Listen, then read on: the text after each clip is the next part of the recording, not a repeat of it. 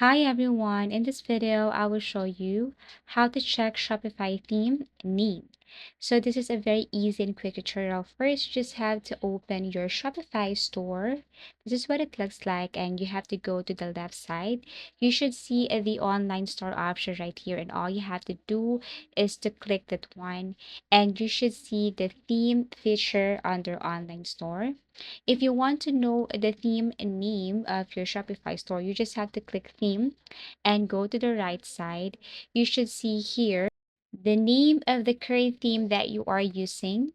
And below here are the theme names that you have recently used or that I have recently used. So these are the names of the themes that I have recently used and the name of the theme that I'm currently using for my Shopify store. If I want to change that, there are tons of themes below, or there are tons of themes in the Shopify theme store. To publish a new theme for your Shopify store, just tap on publish, wait as it is processing, and this will be your current theme, and this is the name. So basically, that's it. If you want to customize, just tap on customize. If you tap this three dots, then you can see more options here to change your current theme on your Shopify. So basically, that's how easy it is to check Shopify theme. Thank you for watching and see you again in our next video tutorials.